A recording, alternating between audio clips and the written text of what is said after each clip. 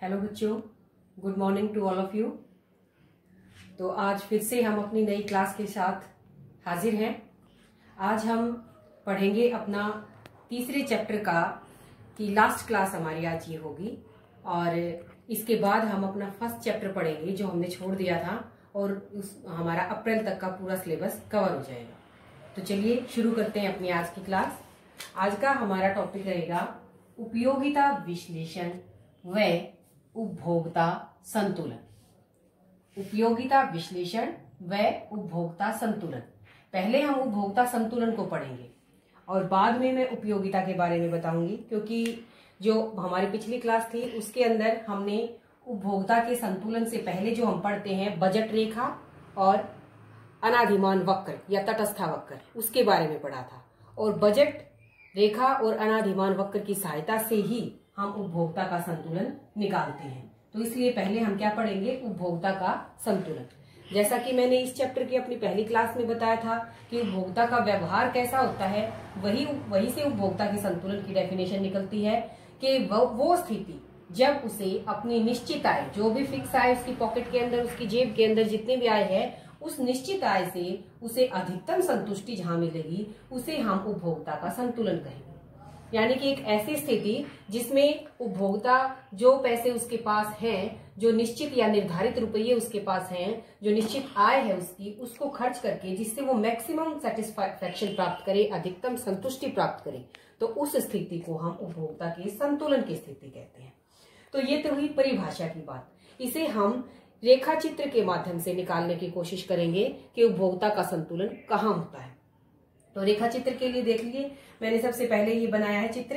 X axis के ऊपर मैंने वही एक्स वस्तु ले ली, वाई एक्सिस के ऊपर वाई वस्तु ले ली और इन दोनों को मिलाने से वो पहले वाली शर्तें हमारी नो की यूं रहेंगी। ये बजट रेखा है, हमारी कीमत रेखा है, जिसके ऊपर हमने जो बातें मैंने बताई थी कि उपभोक्ता की निश्चित आय दी हुई है, 2 वस्तुएं वो खरीद सकता है और दोनों वस्तुओं की कीमत पहले से दी हुई है।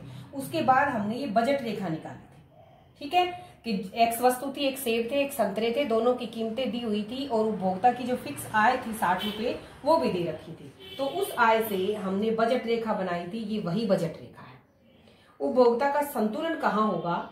उपभोक्ता के संतुलन के लिए हमें इस बजट रेखा पर अपना इंडिफरेंस कर्व, अनाधिमान वक्र और बनाना होगा। और संतुलन कहाँ होगा? जहां पर वो अनाधिमान वक्र इस बजट रेखा को स्पर्श करेगा नीचे से, और वो ये बिंदु है। तो ये जो बिंदु है, ये बिंदु हमारा इक्विलिब्रियम, उपभोक्ता के संतुलन का बिंदु कहलाएगा। तो यहां से हम निकाल सकते हैं कि उपभोक्ता एक्स वस्तु की इतनी मात्रा और वाई वस्तु की इतनी मात्रा खरीदेगा। तो जब उपभोक्ता एक्स वस्तु की इतनी मात्रा और वाई वस्तु की इतनी मात्रा खरीदता है तो उपभोक्ता उस समय संतुलन की स्थिति में होता है। तो ये संतुलन हमने कैसे निकाला? ये संतुलन निकाला कि जब बजट रेखा उसके अनाधिमान वक्र को नीचे से स्पर्श करे। अब देखो, मैं इसे स्पष्ट करने के लिए बताना चाहूंगी कि अनाधिमान मानचित्र बनाया था कि वो यहीं पर संतुलन उसका क्यों है। उसका संतुलन जो अगर मैं और बनाऊं, ये IC1, IC2, IC3, बहुत सारे अनाधिमान वक्र हो सकते हैं और ये इससे नीचे भी हो सकता है। तो ऊपर वाले अनाधिमान वक्र के ऊपर उसका संतुलन क्यों नहीं होगा? क्योंकि ये उसकी पहुंच से बाहर है।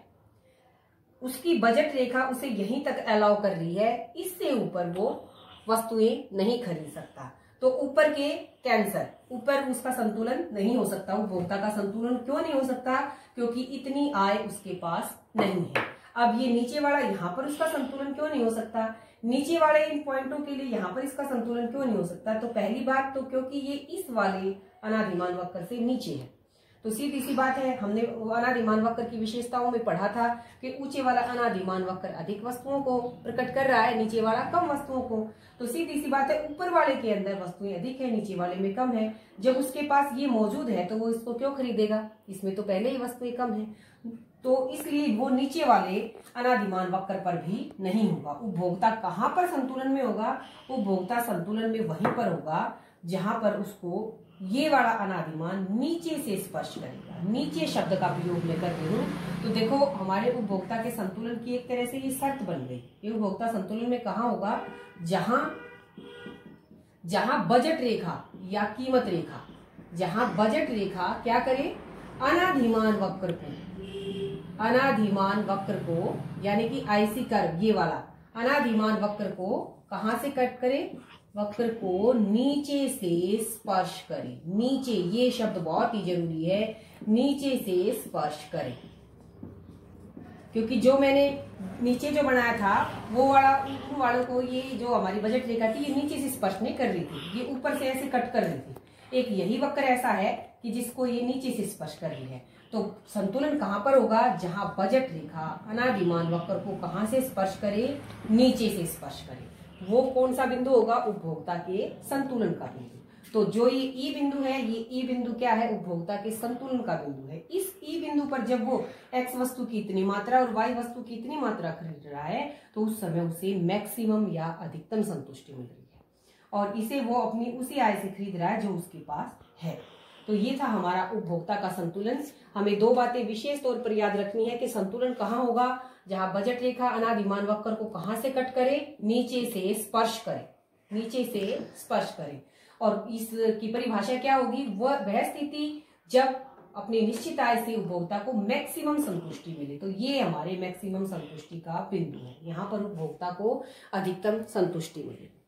तो ये तो हुआ उपभोक्ता का संतुलन। इसके बाद अब आगे उपयोगिता। उपयोगिता क्या है?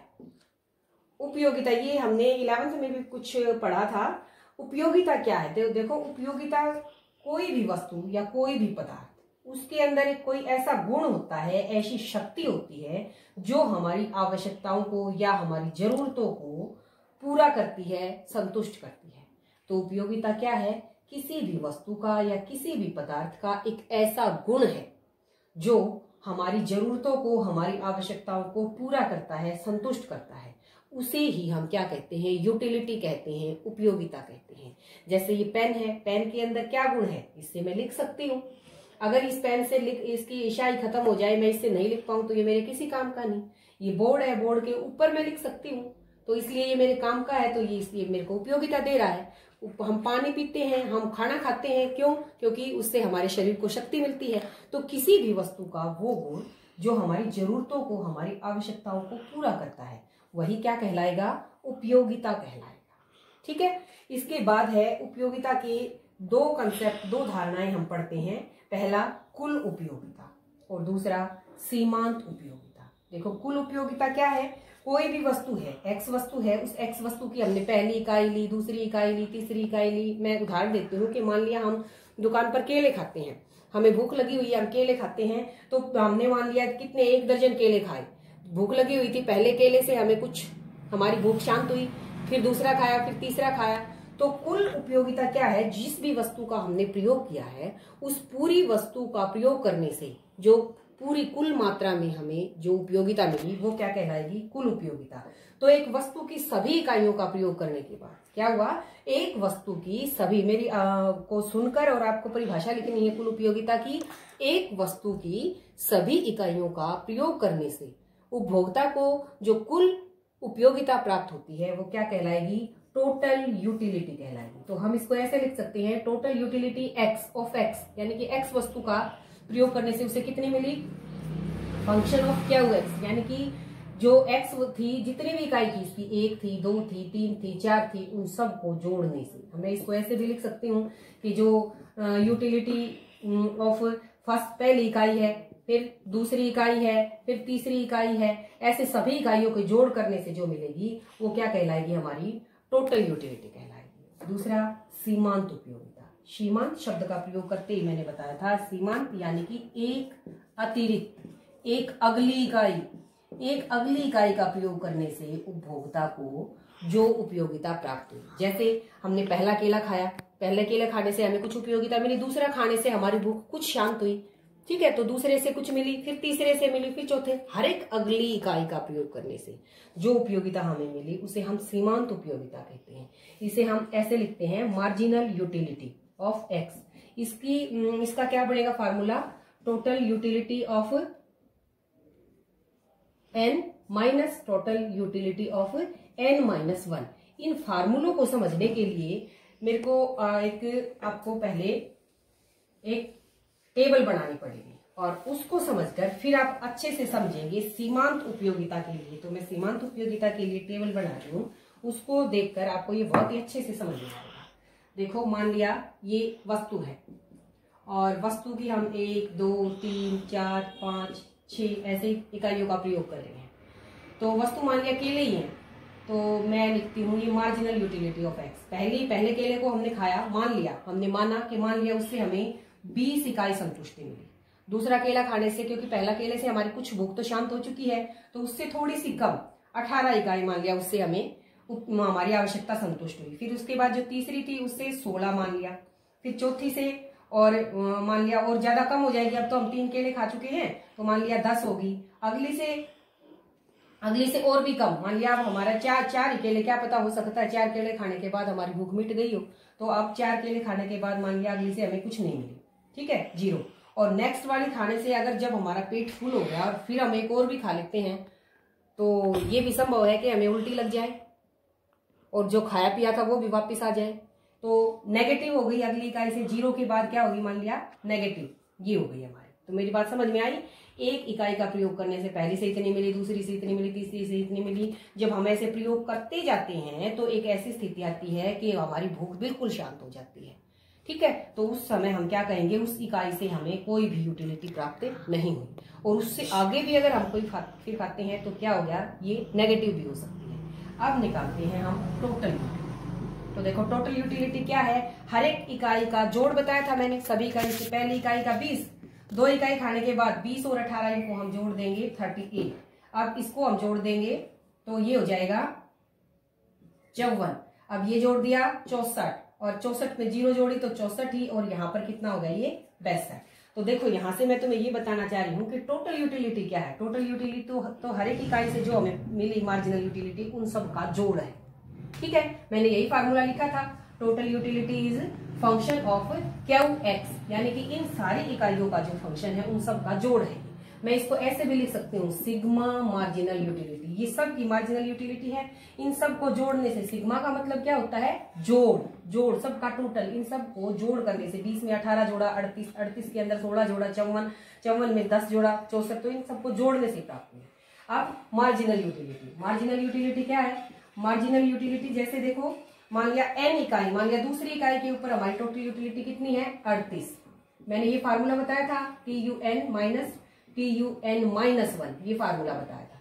तो दूसरी यूनिट का हम निकाल रहे हैं, दूसरी यूनिट पे टोटल कितनी है, 38, और ये n हो गया 38। अब दूसरी से पिछली n-1, यानी कि पहली दूसरी से, तो -20, तो ये कितना आ गया हमारा 18। तो ये क्या आ गई, इसकी मार्जिनल यूटिलिटी। हर एक की ऐसे ही आ जाएगी, हम ऐसे इसको निकाल सकते हैं कि 54 में से 18 गए, 54 में से 18 जाने से ये इसकी आ जाएगी, इसमें से ये 64 में से 54 गए, ये 10 आ जाएगी, 64 में से 64 गए 0 आ जाएगी, और 62 में से 64 गए -2, ये आ जाएगी। तो इसको हम कैसे निकाल सकते हैं, TUN-1 करके। अब तीसरी बात और, कि जो सीमांत उपयोगिता हमारी होती है, मार्जिनल यूटिलिटी जो होती है, उसकी विशेषताएं। पहली विशेषता क्या है कि ये कैसी है, यहां तक कैसी है, ये धनात्मक, तो ये धनात्मक होती है, धनात्मक भी होती है। और यहाँ पर क्या आएगी, ऋणात्मक, तो ये ऋणात्मक नेगेटिव भी हो सकती है। और तीसरी चीज क्या है, यहाँ पर ये क्या थी, शून्य। तो जो हमारी सीमांत उपयोगिता होती है उसकी क्या विशेषता बनी कि सीमांत उपयोगिता धनात्मक भी हो सकती है, ऋणात्मक भी हो सकती है, और शून्य भी हो सकती है, ठीक है। अब और